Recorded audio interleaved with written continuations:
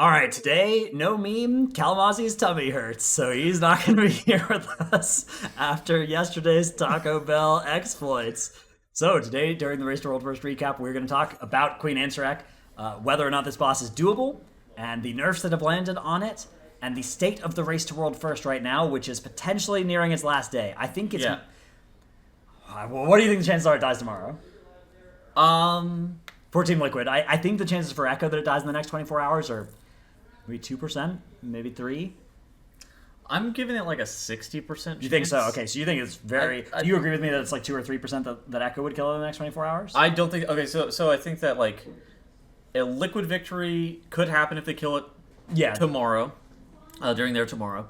A Liquid victory could also happen if the boss is unkillable, so let's say it's that 40% chance that it's not killable. Okay. And then at that point, they could win, I don't know, in the future, maybe. Okay. I don't know when, but sometime. And then the Echo victory doesn't occur on their today, like Right, that has the one that's just starting as the one time that's just recording started, this, yeah. but it involves them winning tomorrow when Liquid couldn't kill it today. Okay, which Is possible. is possible. And it's possible even if the boss is doable that Liquid would choke it, or just not...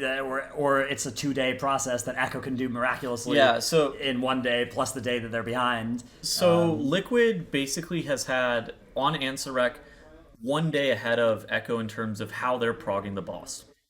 So basically, Echo entered Phase 3 one time, and then Echo, the next day after that, entered Phase 3, let's say about 10 times total. Liquid, the day before that, entered Phase 3 one time, and then the day before Echo entered Phase 3, a couple of times. Echo entered Phase 3 probably 15 or 20 times. Liquid? Or Liquid, sorry. Yeah. Liquid entered Phase 3 probably 15 or 20 times, so it was a little bit more than Echo, but it wasn't like that much more. It wasn't like anything to write home about. But needless to say, they're about, I would say, 16 to 20 hours of like real-time prog ahead, to the point where whenever we wake up, Liquid is still ahead, and when we go to sleep, Liquid is still ahead. And Echo needs to kind of be in the slingshot mode that we kind of talk about every single race, where whenever Liquid wakes up, they're behind Echo by some amount of percent. And then whenever Echo goes to sleep, they're ahead, but then Liquid catches up and passes them overnight. But we haven't really seen that much this race. It's kind of been Liquid leading most of the race. There's been a few days where you wake up and Liquid are behind by a little bit. For a couple of hours. There's been a few days where Echo get ahead towards the end of their day at the start of Liquid's day by a little bit. But Liquid have never gone to sleep behind. And that, it often has happened, but they've never even been that close to going. It's never been going to sleep close, knowing you're going to wake up behind. And there's been a few times where they've gone to sleep thinking they were going to wake up behind, and then didn't because Echo weren't able to make the progression at the rate that Liquid were during their day, which Echo needs to not only be making progress at the same speed that Liquid do, they need to do it faster because they start a little bit later, but then they... And they're also a little bit behind relative to I think where they start as well, so they need to really start making up some time. Or there's a couple of other things that could happen. Boss could not be killable, and then which in that case there's a really good equalizer here. This is the Queen Ajara phenomenon, where Liquid at the time, that was back when they were just limit, they progged a boss that they were ahead substantially going into Ajara. They were ahead in P1 progression. They hit a brick wall after that, and then for 3 days they were working on that. Method caught up, and then the boss got nerfed to Method 1. Now, something that could happen, and we've seen it before, is the only other alternative that I see here is Liquid start to really choke away a lot of their P3 attempts. Could happen. They become a lot less consistent, and Echo really turns it on. Last year, we saw Echo about 24 hours behind going into Fyrakk, where Tendril Sage Swift just died. Tendril Sage Swift died later for them on their day than it had on Liquid's day. Far behind. I don't think we were 24 hours behind, but we might have been 20 hours, which is 16, bad. Something like that. And that for Echo is really, really bad. And so, but they could just outplay them, like we saw last year. So here's the thing. Today, as the time we're recording this, Liquid had an amazing day. You talked about an 80% day yesterday. I think that they might have had that, or maybe better. Maybe better, yeah. Today was phenomenal for Liquid.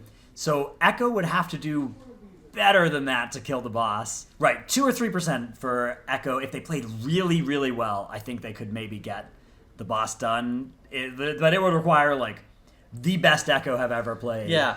I think more likely a good outcome for Echo is that they do slingshot a little bit. They get the boss, 7 or 8%, something like that, or they're starting to hit the Enrage as well. They go to bed. Liquid don't kill it on their day. Echo wake up and kill it on Sunday Yeah.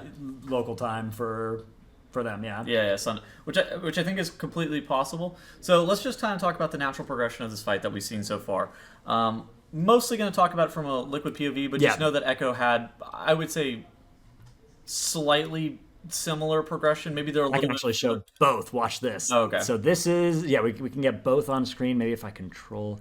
Perfect. So at the top here is Liquid, and the bottom is Echo. Note, of course, that the pull count's different here. Every blue pull as well is a phase 3 pull, so you're entering into phase 3. The ones that are at the top here, like so look at these at Echo. You're seeing these at like 48, 49%. So and these are largely wipes to like the hatchlings contacting the boss or something. And this is a fight progress metric, which is not the boss health metric, crucially. Yes. So it's slightly different. It's basically the boss will be a little bit higher than this metric once we get into P3. Because this metric is basically just looking at the boss health plus the boss shield plus the P2 add health, all put together. Yeah.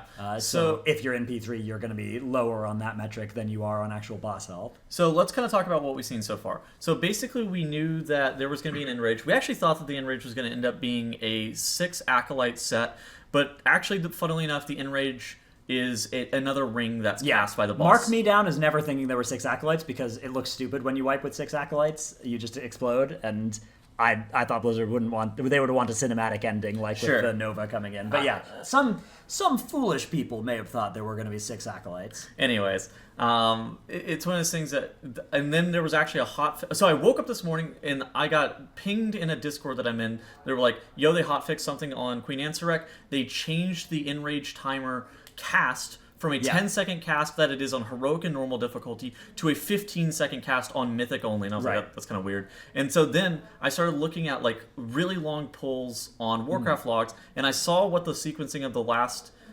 minute of the fight is, and it's those acolytes, and then you get this weird. It's like. So basically, the sequencing on mythic is hatchlings into condemnation into acolytes all in a 10-second span, and then you get the ring that is associated with the portal for those acolytes, and then the boss is AFK for, I would say, 15 seconds. Then it starts this Enrage cast. I don't remember what it's called, like something eradication. Cataclysmic eradication, something random.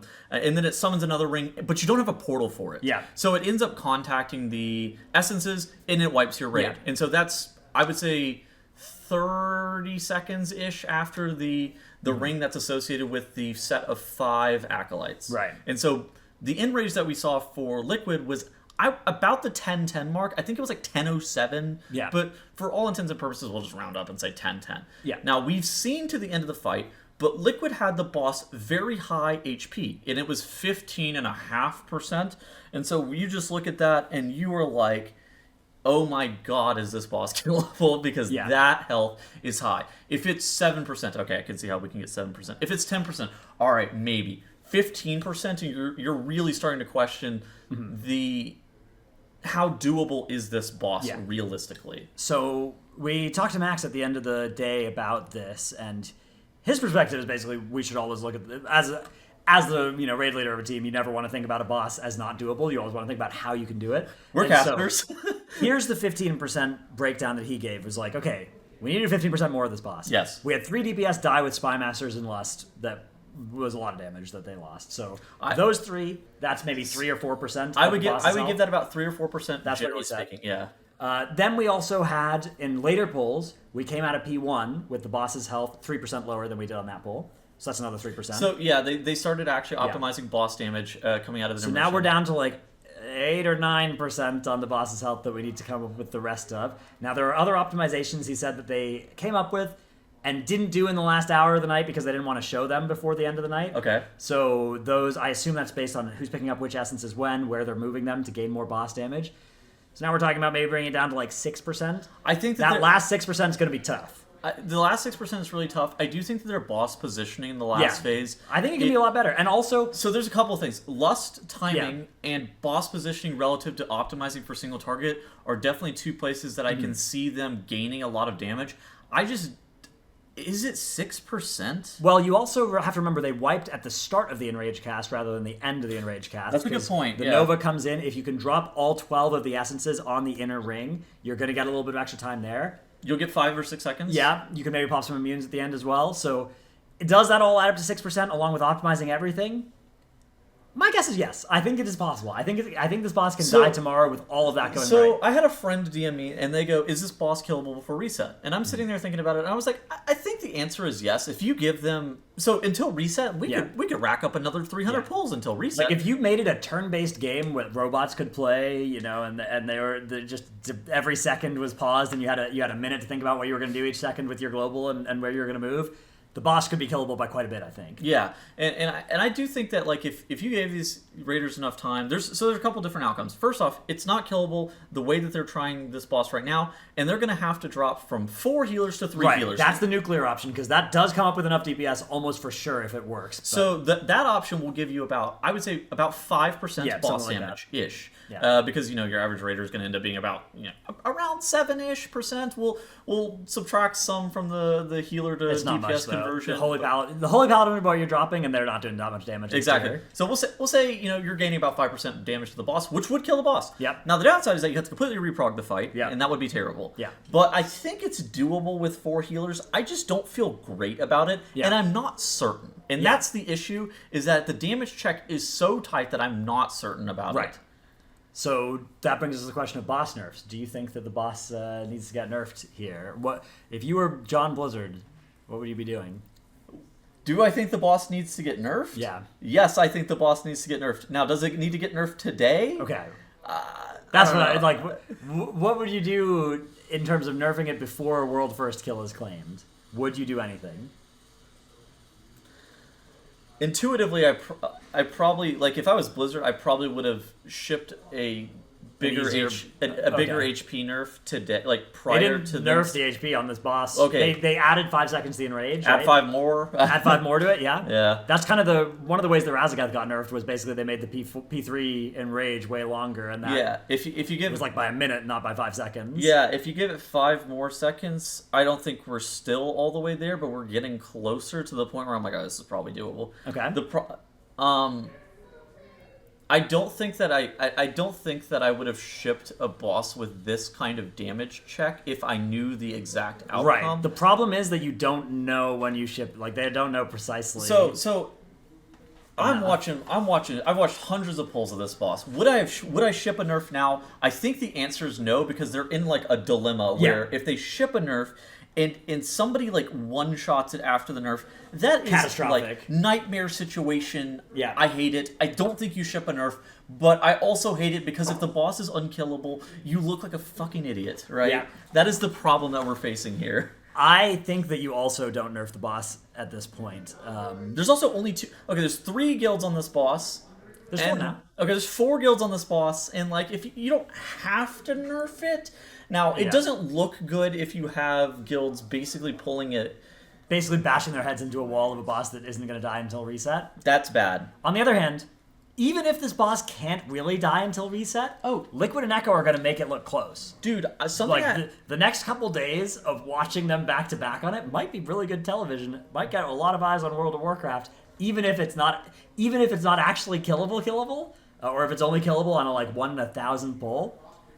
Maybe that's not that bad. My perspective, Blizzard definitely shouldn't nerf it at this point. Because I don't think that they should nerf it at this point, but I do think that Blizzard's in a no-win situation where... Would the best thing to have done to be, ship this boss with 5% less health? Probably. That would have probably been ideal. I could have even been down with 10% less health. This fight is still hard with 10% less health. Yeah, I mean, it's a nuclear difficulty encounter. The boss still wouldn't even be dead. Well, it would probably be dead. With 10% less health? They would have done stuff different. They would be here pulling the boss. They would have... Okay. The world would look different. Sure. Okay, in that regard, okay, maybe. But yeah, it wouldn't have died on that pull. Although execute. But no, yeah. Anyways, it wouldn't have been that much. Yeah. Yeah. I think that given the situation they're in, if the boss does need to get nerfed, or it doesn't. Either way, they look really bad if they nerf it. But if they don't nerf it, then maybe they get the good outcome of the boss dying tomorrow. Oh, that would be so epic, because it happened with N'Zoth, too, where it didn't get nerfed. And it was the perfect amount of damage that was required for the skill at the time. Right. And that was perfect outcome. Yeah. Listen, 15.4... if you're like, yeah, we have to get this thing to 5%, I see the vision. We have to get this thing to 0, and I'm like, I don't know if I see the vision. It's gonna be tough though. Like I'm here for it. I love casting the Race to World first. Yep. This is like the cool part of the Race to World first. I'm so stoked, but also, holy shit, what is this boss? Okay, so percent chance you think it dies tomorrow. Given that there's no new nerfs or anything like that, if there's no tuning at all, which I think is probably a little bit more likely than not, although not guaranteed. I wouldn't be shocked if they did ship like a 5% health nerf, even if it was badly timed. If they ship that, the boss is dying tomorrow, like medium, like pretty confident. Okay, without a nerf, what do you think the chances are? I said 60. I'm thinking like maybe that's a little high. Maybe it's supposed to be like 50. So okay, you think that it is killable, probably. Because if it's 50, then you think some of the time it would have been killable and they didn't play good enough to do it, right? Yeah, so I think that there's partially maybe they won't play well enough and then it was killable and they ended up needing a little bit more time, which is happens. Fine. The other 50, like the other part of that 50% where it's not killed is like it's not killable. It's not killable. We start reworking our strat. This shit is completely bananas. Like there's like a large situation. Maybe 50 is still too high. Maybe it's even less that it's supposed to die tomorrow, and like we're gonna end up running this 4-heal strat another day, and we wait until Sunday, and then it's killable. I don't know. What do you think? Like, I think it's gonna die tomorrow. I think it's like 65% chance that it'll die tomorrow. I'm a believer in not needing nerf, but not enough to be comfortable with it, right? Like I think a lot of that 35% where it doesn't die tomorrow is that it needs nerfs and hasn't received enough of them, which is a bit of a nightmare situation because at that point there's no good options. There's either wait till reset, in which case the reset time advantage is huge for Liquid. Oh my god, the reset time advantage, if that came into play, would just be so monumental. Bad. Having nerf the boss is so bad. The reset time advantage is so it's all bad. Yeah, it's never good. There's like a 65% chance of a good outcome for this race. Most of the 35% is quite bad. There's some of that 35% is they kill it on Sunday. Some of that, an awful lot. Some of that 35 is actually they reprog with 3 heal and kill the boss, which I'm actually okay with that. I would be down with that. I feel like if they can successfully do that this reset, that is a level of perfection that is very commendable. I could actually see Echo winning the race if they like. Yeah, Echo historically they were Rygalon was an encounter where they solved it by dropping a healer. Liquid solved it by doing more damage. We could be in that world again where it's you look at the numbers and both guilds are like, well, this is impossible unless we do this, and then they both manage to do this, which is either a zillion DPS per player or dropping a healer on a fight that felt like it should have been 6 healed and they ended up 4 healing. If you end up reprogging without a healer, like if Echo reprogs without a healer and it ends up killing the boss first, they will look like fucking geniuses. The more difficult this fight is, the better it is for Echo because they are farther from the finish line. Yep. So if you're a mile from the finish line, you're really hoping that the other team also is, right? And that the finish line is actually just a mile up in the air rather than in front of you, so that it's not reachable by anybody. Did you hear about? I actually didn't add this to our thing because I forgot about it. Okay. Hot Pot Hero had their mythic instance completely reset with all the bosses up, and they had to get a GM to go and kill the bosses inside their raid instance again for them. Okay, yeah, I heard that happened with Ethical in Oceania. They were streaming on Douyu when it happened, and their entire lockout had all of the bosses up, and some GM had to go kill the bosses. That's crazy. Just do that to Ansurek, world first, bang. Yeah, 100,000 or 1,000,000 yen. Yeah, I mean, it's crazy. I mean, I had it on. I saw a video of it too. It's crazy. That's tough. That's really annoying. It's good that they didn't re-kill the bosses for loot. Yes, yeah. I heard that this happened to Ethical as well, and it was like, what are we gonna do? They this expansion? Yeah, this reset. So like this was a problem that was more widespread than just Hot Pot Hero. Yeah, they cleared like 4 bosses and then they zoned in, and it was like, would you like to accept this lockout? 0 out of 8 mythic. No. Well, hold on. I'd rather not. Hold on, you get more loot. Well, but you're. Would that be good? Would that be good for the race to world first? Dratnos and Tettles discuss. Yeah. I mean, Liquid could then kill the boss if they got another reset for 3 years. Good tech. Actually, a lot of your loot doesn't come from actually reclearing the bosses, though. It's the weekly. It's like the vaults. It could be the crests. But yeah, your point is well taken. I mean, you get 1 point on average per player. It's like 1.8 pieces of gear for killing 7 boss. Well, maybe it's a little bit less. Probably so like 1.5 pieces. You've got of gear. 7 bosses. Yeah. Times 4 items each, and there's very rares, but let's just forget those. And because maybe that cancels out tier that you already have. Oh, there's 20 players. Yeah. So you got 1.4 items per player. Yeah. Okay. So yeah. That's right. And those items are they're what an average of item level 630, and you're already 625ish. So you're probably going up You're gaining 1.4 items that are let's call them 10 item levels higher than what you have. So yeah, you gain maybe half an eye level or an eye level across your raid with an extra reclear. But you could also farm BOEs. Good comms. I've been doing BOE farming on the hour every half hour, or on the half hour every hour. Okay, so log in. Oh god, BOE farming time. The next 24 hours are gonna be so cooked. Yep. Either we're gonna show up tomorrow and there's gonna be like a celebratory video, or there's gonna be like maybe it's killable tomorrow, or there's gonna be a video where it's like, we're not killing this shit.